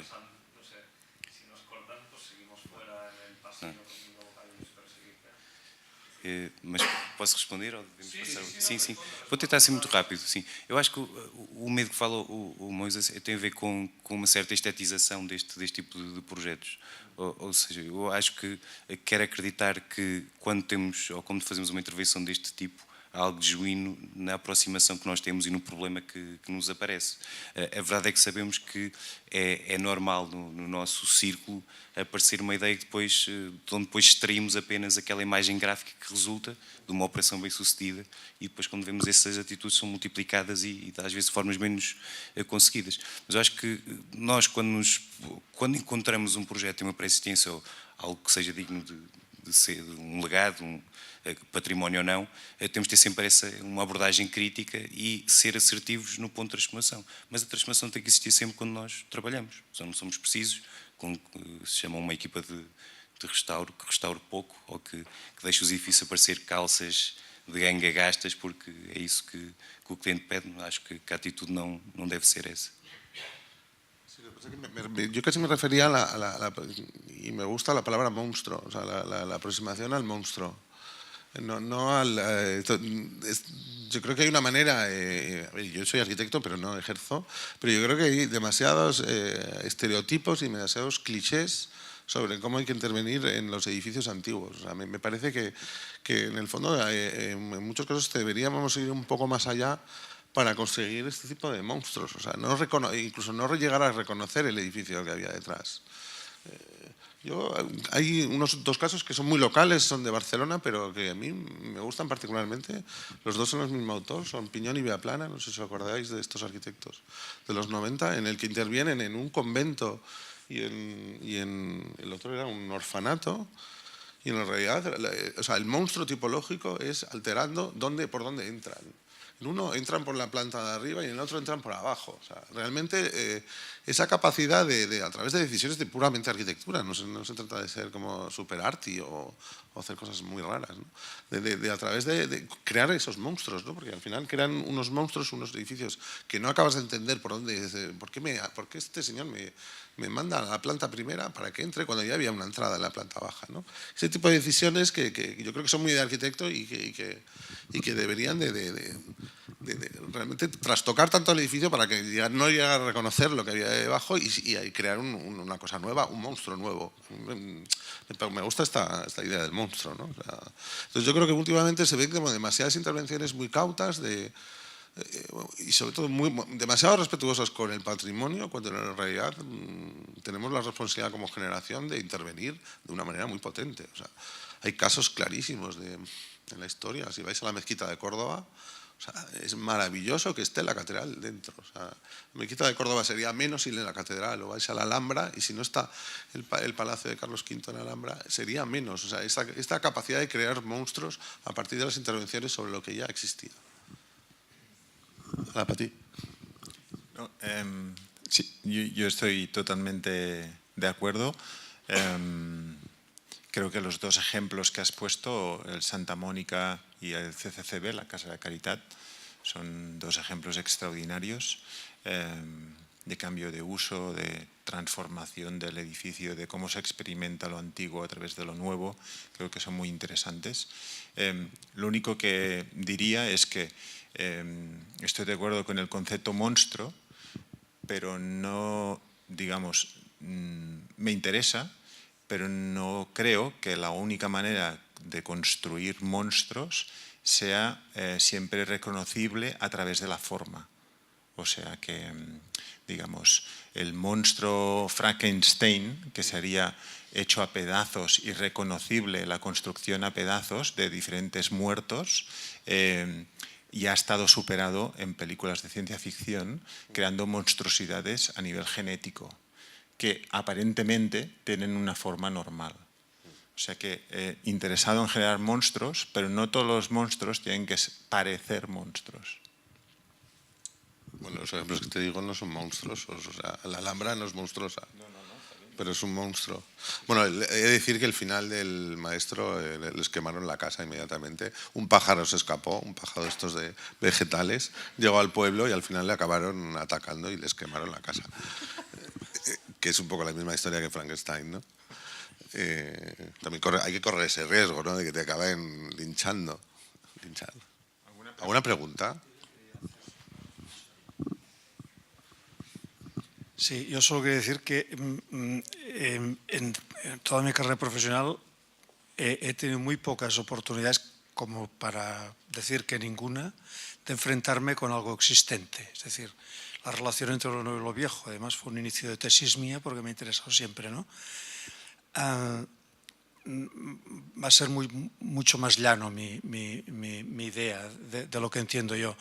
Yo pienso que cada edificio es igual, que sea patrimonial o no. Eso a mí no me importa, de verdad. Creo que sugiere cosas Y lo que hemos visto hoy, si hablamos de cirugía, hemos visto cirugía menor, cirugía mayor, hemos visto todo tipo de cirugía, pero que cada edificio sugiere cosas. Hay uno pues que uno se pone por el lado, que casi no le toca, otro que le mete mano, otro que tal. Por ejemplo, yo estoy muy de acuerdo con los dos ejemplos que has hablado de vía plana, pero también te hablaría del Neues de Chipperfield, ¿no? En donde no sabes muy bien dónde está Chipperfield, dónde está el tío, el estudioso de lo antiguo, no sabes muy bien, y eso también me interesa, o sea, porque el edificio quizá está bien que asuma este menos riesgo, y otros edificios asumen más riesgo. Y a mí me parece que también depende del edificio que uno puede ejercer de una manera o de otra, ¿no? Tampoco estamos inventando nada, porque Morris, Ruskin y Viollet-le-Duc, ya sabes, el artículo de Moneo deja muy claras las tres posiciones respecto a lo antiguo, lo nuevo, lo viejo, pero a mí me parece que son los edificios, y a mí no me importa si son patrimoniales o no, porque al fin y al cabo, ¿quién pone el que sean patrimoniales? Dos arquitectos municipales que van paseando por ahí, ¿no? Me refiero que hay mucho más patrimonio moderno, por ejemplo, y cómo se actúa con ese patrimonio, ¿no? Eso sí que me interesa, que es el edificio el que provoca la arquitectura, provoca el monstruo, provoca lo que sea. A vía plana, la Casa de Caridad le provoca entrar por debajo y le provoca hacer su edificio porque el edificio es una claraboya y por tanto no se puede uno entrar por una claraboya, sino que tienes que entrar desde la oscuridad para ver la luz, etc. Es decir, y en cambio la Rambla, y he hablado por él, lo que le importa son las personas, porque lo más importante de la Rambla de Barcelona son las personas, no los edificios. Entonces lo que hace es un mirador de personas, hacia las personas, ¿no? Entonces el edificio te provoca. Y yo hoy he visto muchas provocaciones y bueno, yo creo que es lo más importante para mí, vaya. Sí, en realidad yo no estaba hablando de ninguna referencia concreta a nadie, o sea, creo que es un tema general en el que todos estamos metidos, ¿no? O sea, pero sí que detecto cierto excesivo celo por cualquier cosa que sea antigua, o cualquier cosa que tenga como cierto valor constructivo o como demasiada historia del edificio que te encuentras. O sea, y últimamente, porque probablemente son una generación que se está encontrando con muchísimo más trabajo precario, actuación sobre edificios mucho más pobres, pero no sé si a lo mejor una casa, intervenir sobre una casa hay que salvar tanta cosa y por qué no tirarla directamente, no sé. ¿Alguien más quiere preguntar? Ah, no. Sí. Bueno, pues seguimos hablando de monstruos ahí fuera.